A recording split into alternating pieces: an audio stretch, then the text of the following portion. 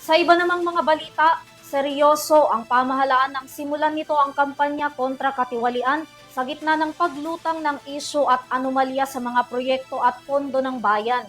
Kaya naman ngayong taon, pangako ni Pangulong Ferdinand Marcos Jr. mas paghihigpitan ng pagbabantay at paglalabas ng pondo mula sa 2026 gaan nang hindi ito makurakot pa.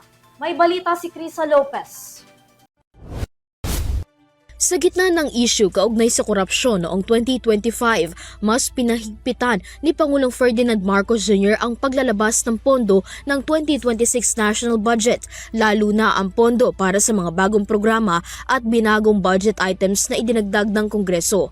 Ayon sa Department of Budget and Management, hindi na maaaring ilabas ang budget sa mga proyekto na hindi dumadaan sa legal at tamang proseso. Nilinaw ni Pangulong Marcos na lahat ng bagong items at dagdag na pondo sa 6.793 trillion pesos na General Appropriations Act ay hindi otomatikong i-release ang pera.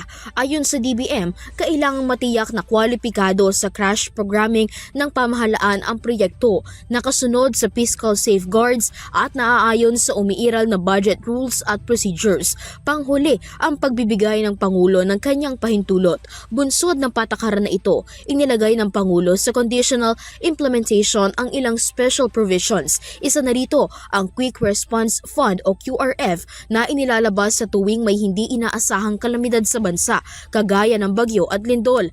Nasa ilalim din ng conditional implementation ang engineering and administrative overhead expenses, payment of retirement benefits and pensions, capacity development programs at foreign service post. Nanindigan si Pangulong Marcos na ang patakarang ipatutupad ay nakasunod sa saligang batas. Anya, nasa tungkulin ng ehekutibo na tiyaking tama, maayos at responsable ang pagpapatupad ng pondo. Para sa EuroTV News, Criza Lopez, sumasaludo sa bawat Pilipino.